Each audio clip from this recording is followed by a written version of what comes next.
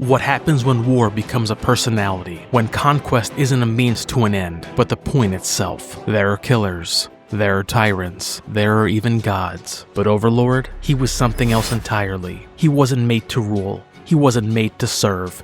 He was made to end things. Tanks, jets, entire civilizations. A Phase Sixer who didn't follow orders. He made his new ones in Energon. He smiled as he burned planets, laughed as he tore friends apart, asked questions no weapon should ever ask. Not, what's the mission, but how much fun can we have? In every universe, Overlord is a creature born without limits, but it was in IDW's Transformers saga that it became something darker, a symbol of power corrupted, of freedom gone feral, a god complex wearing a Decepticon badge. This is Disassembled, Heroes and Villains, and today, we're peeling back the grin, the gore, and the bottomless hunger to confront the monster Megatron tried to bury, with the story of Overlord of the Transformers. He wasn't always a monster. Before the executions, before the sadism, before the long shadow he cast over Cybertronian history, there was a design, a blueprint, not of a person, but of a weapon. To understand Overlord, we have to return to the beginning, not the battlefield, but the laboratory, not the war, but the minds who believed they could control it, because no tyrant rises alone. In Overlord, he was made. Let's begin with the origin. Every monster has a beginning, but not every beginning is biological. Some are engineered, and some are simply unleashed. In the world of Super God Masterforce, Overlord wasn't born in the traditional Cybertronian sense. He was created as a sentient transtector, an artificial transformer body, split into two vehicles, a tank and a jet. At first, it was piloted by the human couple Giga and Mega, loyal agents of the alien entity Devil Z, who sought to wipe out humanity in favor of a more evolved species. They didn't just operate Overlord, they were him. Their union, physically and mentally synchronized, gave Overlord his drive, his cruelty, and his god complex. Together, they embodied a new kind of villain. They weren't just out to win, they sought to dominate, humiliate, and erase. And Overlord, powered by their ambition, was the instrument of that apocalypse. Overlord's earliest rampages were biblical. He led the Destron forces in Japan, toppling cities and corrupting fellow pretenders. Even when the Autobots turned the tide, Overlord remained relentless. When the tide turned against Devil Z's forces, and the alien Overlord betrayed even his most loyal agents, Mega and Giga gave their lives to side with the Autobots. Their human compassion, buried deep beneath layers of conquest, resurfaced. But by then, it was too late. Overlord was reborn, no longer a transtector piloted by humans, but a sentient Cybertronian warlord. Their deaths didn't destroy him, they completed him. Now with full consciousness and no tether to humanity, Overlord vanished into the void, until he reappeared in Zone, not as a mere rogue, but as a demigod. Zone reintroduced him as one of the 9 great demon generals, cosmic-level tyrants handpicked by the dark entity Violent Jogger. His role in destroying the planet Feminia, nearly killing Victory Saber, and serving as a high priest of ruin cemented his evolution. Overlord was more than a warrior. He was a myth, a being who outlived his creators, outgrew his programming, and fully embraced annihilation as gospel. But that wasn't the end. That was just the prelude. In IDW's continuity, Overlord's story rewrites the script entirely. He wasn't a puppet. He was never piloted. He was born on Cybertron's second moon over 4 million years ago. A rare spark flared to life in the dark. A 0.1%er. These sparks were unique, burning brighter and stronger than most, often destined for greatness or disaster. Overlord's spark killed the miners who found it. His mere awakening was lethal. From the start, he was toxic to the world around him. As a young mech, he obsessed over gladiatorial combat, not the ideology, not the politics, just the violence. He was an avid fan of Megatron's rise, watching his brutal matches with awe, and eventually entering the arena himself. He fought Megatron repeatedly and lost every time, but rather than discourage him, these defeats mutated into obsession. Overlord joined the Decepticons, not for liberation or revenge, but for the chance to escalate. Gladiator matches were too small. Why battle in an arena when you could turn worlds into coliseums? Overlord didn't rise through the ranks like most warriors. He didn't command troops or earn the loyalty of subordinates. He didn't care for leadership. All he craved was escalation. Megatron saw both danger and potential. 3 million years ago, Overlord was selected for the elite upgrade program that created the Warriors Elite. A handful of Decepticons turned into living weapons. His endoskeleton was infused with Unutrium, a hyperdense metal that rendered him virtually indestructible. His body was redesigned to incorporate twin alt modes, a regen core, and unmatched firepower. But the first thing Overlord did after emerging from the upgrade chamber, he killed the scientist who built him. Rossum, the brilliant mind behind the procedure, didn't even finish logging the data. Megatron had anticipated this. He had Shockwave install a kill switch in Overlord's core and infected him with the Achilles virus, a data vulnerability that created a tactical blind spot. It made it impossible for Overlord to harm Megatron or plan against him. A leash hidden in code. But Overlord doesn't accept leashes. When Soundwave was captured and sent to the New Institute, a facility where minds were rewritten, Overlord saw an opportunity. Under the pretense of rescuing Soundwave, he captured the Menosurgeon, Trapan, and tried to learn the forbidden science of brain hacking. His goal? Extract the virus, sever the leash, rewrite himself. But Megatron was watching. Before Overlord could succeed, Trapan was executed. The leash remained, but Overlord's resolve only hardened. He fought in countless battles, including the infamous campaign at Hell's Point and a massacre at Khaldun 4. It was there that Megatron delivered an ultimatum: obey the Decepticon infiltration protocol and become a Phase Sixer, or be hunted. Overlord's answer? He slaughtered every Autobot on the field, except one. He spared Cup, just so he could send a message. Megatron's control was over. Overlord would no longer be a tool. He would become something else. That act of defiance placed him on the Decepticon Justice Division's kill list, a rogue among rogues. From there, Overlord carved a trail of destruction through multiple star systems. One campaign devastated an empire so thoroughly that its technological progress was set back 250,000 years. Every civilization paid the price for one mech's tantrum. And finally, Garrus 9, a high-security Autobot prison, a symbol of law, of order, of hope. Overlord didn't just break in. He took over. Garrus 9 became his coliseum. He turned his prisoners into playthings, its guards into entertainment. He filmed the executions, broadcasted the torture, transformed the prison's infrastructure into an elaborate stage of slaughter. And for years, he ruled it uncontested, until the Wreckers came knocking. He was built for war, shaped by gods, abandoned by leaders, and finally, let loose upon the universe with no leash and no master. When Overlord vanished from Decepticon command, many believed that he had been destroyed, or perhaps, destroyed something so completely, no word of it escaped. But silence is strategy, and monsters rarely disappear without purpose. On the edge of Autobot-controlled space, one of Cybertron's most secure installations, Garrus 9, stood as a monument to order, a prison fortress, housing the galaxy's worst war criminals. Then, without warning, the fortress fell. Communications cut, guards slaughtered, systems offline. Overlord had returned, not as a conqueror, but as a curator, a collector of screams, and Garrus 9 would become his masterpiece. Garrus 9 wasn't taken in a day. The prison was never a sanctuary, but under Overlord, it became an Energon-soaked nightmare. He carved a gladiatorial arena into the heart of Garrus 9, co-opting the very architecture meant to restrain him into a theater of agony. He offered inmates the illusion of hope: win 12 matches and earn your freedom. But freedom was a lie. The only reward was more carnage. Those who won got to fight him. Grimlock,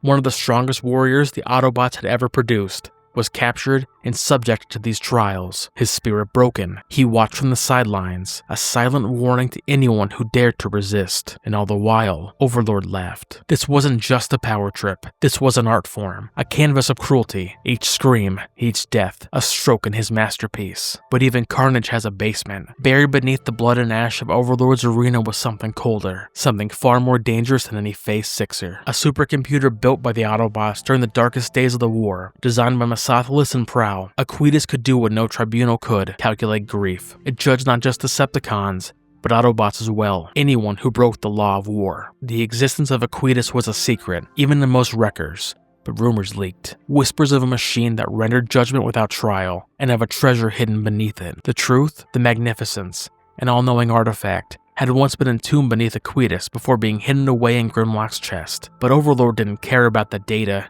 He wanted what was hidden. He saw the supercomputer as a vault door, not a weapon. Prowl, however, was concerned about the data. He knew that if the Decepticons accessed the records, they could expose countless Autobot war crimes. So he sent Ultra Magnus to relay a new objective to the Wreckers: download and destroy Aquitas before it could fall into the wrong hands. But there was a catch. Aquitas didn't take passwords. It required a sacrifice, a willing spark. One of the Wreckers had to die to access the data. Iron Fist, terminally ill and desperate to live his dream as a Wrecker, had secretly agreed to be that sacrifice. But when the time came, it was Topspin who volunteered. His twin, Twin Twist, was already being tortured to death elsewhere in the prison. Their sparks were linked. If one died, Both would. Topspin chose a dignified end. The door opened. Perceptor downloaded the records into Iron Fist's brain. The horrors nearly broke him. The trials. The cold-constructed victims. The secret war within a war. The Autobots had always believed they were the good guys. Aquitas said otherwise. And as secrets buried beneath the prison rose to the surface, the Wreckers kept fighting back. Springer led the team. Impactor returned from exile. Verity Carlo, a human journalist, became the soul of the mission. Their objective shifted from rescue to assassination. Overlord was no longer just a threat. He was the embodiment of a quiet truth, that the war had spiraled out of anyone's control. The team suffered heavy losses. Pyro, Rotorstorm, Guzzle, Twin Twist, but still they pressed forward. They infiltrated the arena, unleashed prisoners, turned Overlord's games against him. The final battle was inevitable. Springer faced Overlord on the rooftop, a battle of ideals and endurance. Meanwhile, Iron Fist and Perceptor prepared their final play. They loaded deterrence chips, implanted the prisoners into a weapon. With the Aquitas records, they activated the chips remotely. One by one, they detonated within Overlord's body. And it wasn't enough. But Verity had one more card to play. She told Overlord the truth. Megatron was dead. The one being Overlord lived to surpass, to kill, to defeat, was gone.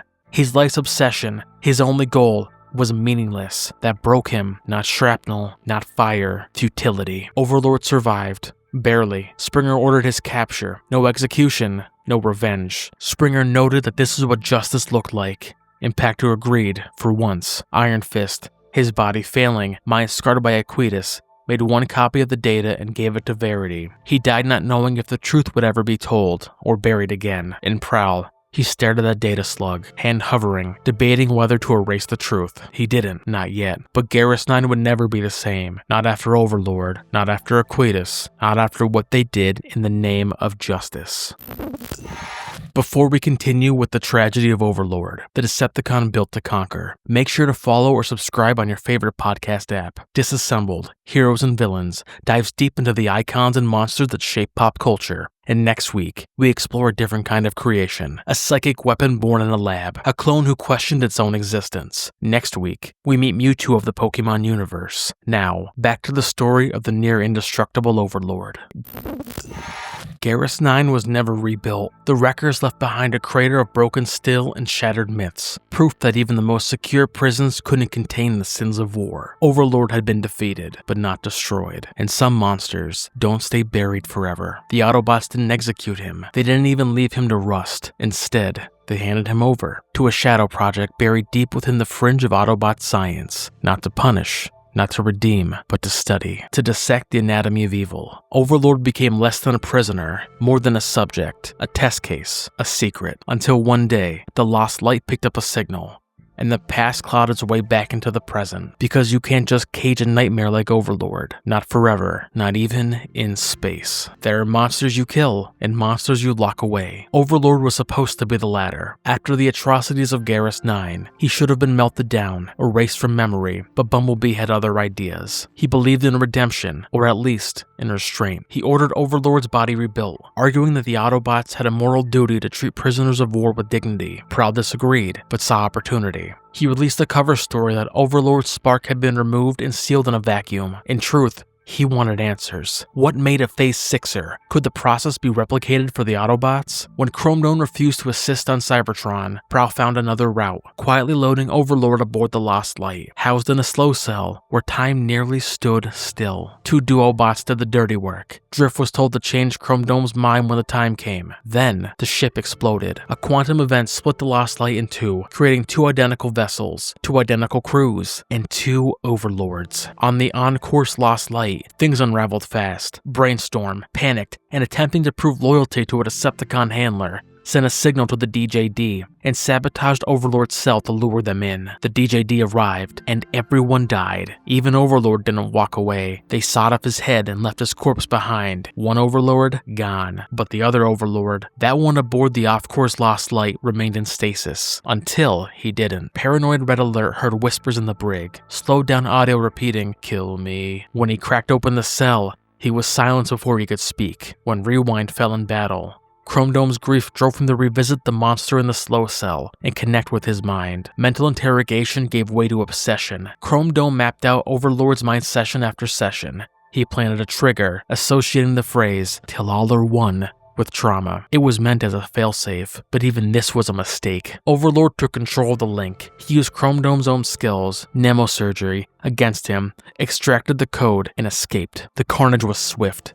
He crushed Pipes to death, stabbed Ultramagnus through the spark, and as Rodimus stood before him, facing death, he muttered the phrase, Talalar won. Overlord froze. The trigger worked. Fortress Maximus shoved him back into the cell, but the doors jammed. Rewind. Small enough to slip through, dislodged Overlord's stolen sword, but trapped himself inside. Overlord smiled and began torturing him. Chrome Dome made a choice. He fired the ship's weapons and obliterated the cell. Overlord's mangled, living body drifted in space, but monsters have a way of returning. Months later, the Galactic Council recovered what remained. They rebuilt him, reforged him, and they pointed him at Megatron. Overlord crashed onto the Necrobot's world, interrupting Tarn's execution of Megatron, declaring Megatron his kill. Overlord dueled Tarn, then joined him, but not as a follower, as a rival. Aboard the Peaceful Tyranny, Overlord mocked Deathsaurus, humiliated Kaon, and planted seeds of doubt. Tarn responded with brutality, decapitating Kaon and ramming his head into Overlord's chest. A message, you don't scare me. But Overlord was just getting started. At the battle's climax, sought out Chrome Dome, taunting him with Rewind's fate. It was personal, cruel, poisonous. But Megatron rose, and the warlord Overlord once worshipped hesitated. The tyrant had grown soft. Disgusted, Overlord turned away. The moment he dreamed of turned hollow. Because for him, killing Megatron only mattered when it meant something, and in the end, it didn't.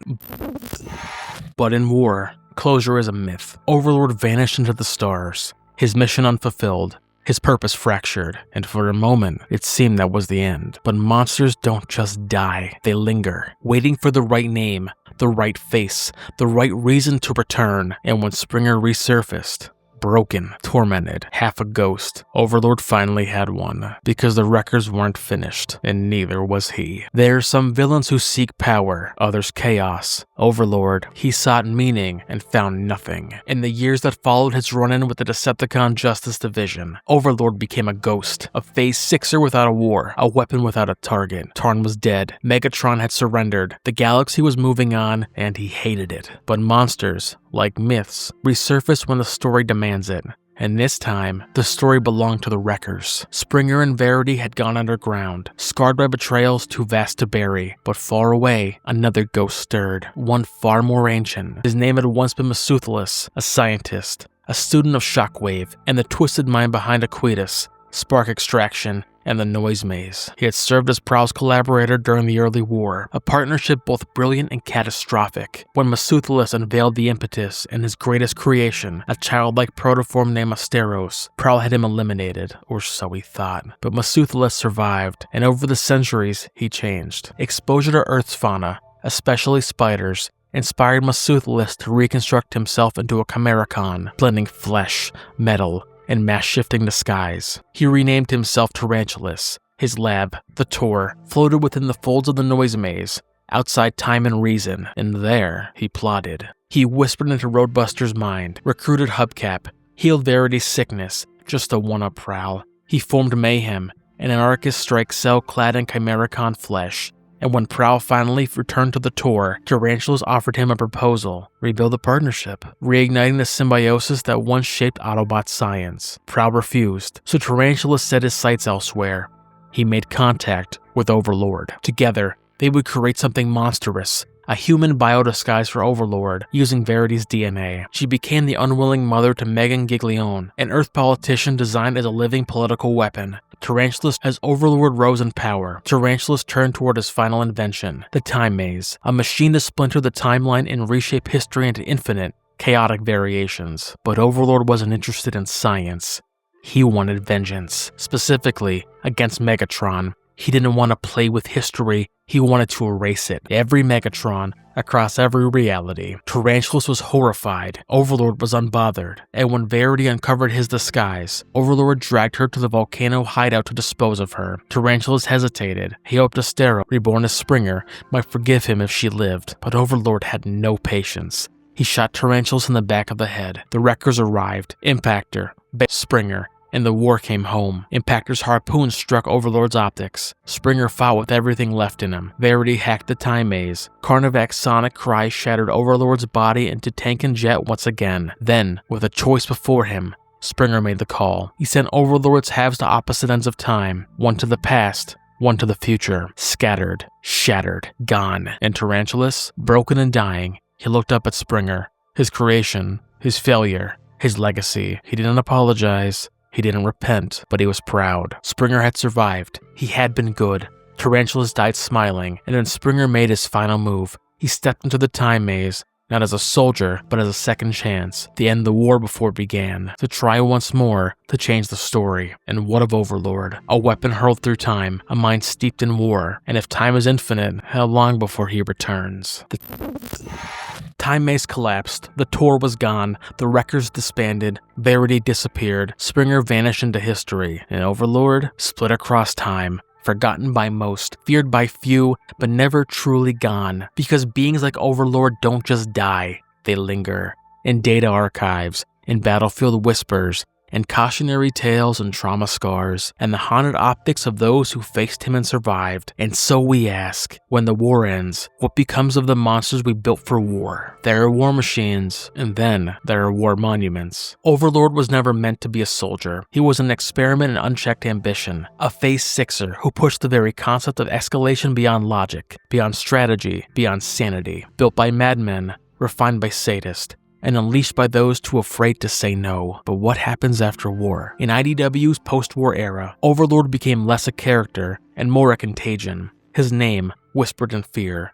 His memory preserved not in statues or victory logs, but in scars, etched deep into the minds of the Wreckers, the DJD, and even Megatron himself. Springer was broken. Verity vanishes. Chrome Dome is haunted. Every survivor bears a cost. Overlord is the phantom limb of a conflict no one can stop scratching. But perhaps his most tragic echo is found in Requiem of the Wreckers, a title not just for the fallen, but for the fallout. Overlord is resurrected not for war, but for experiment. Tarantulas gives him a new purpose, and in doing so, gives him none at all. A human identity, a campaign trail, a time machine, and still, Overlord feels nothing. Because the violence wasn't a means to an end, it was the end. He was built for destruction, programmed for glory, but without a war to fight. He's aimless, irritated, bored, a living weapon with no trigger to pull, except the ones lodged deep inside his own psyche. His story ends not with triumph, but with fragmentation. Springer sends Overlord's components spiraling to the opposite ends of the time stream, neither truly dead,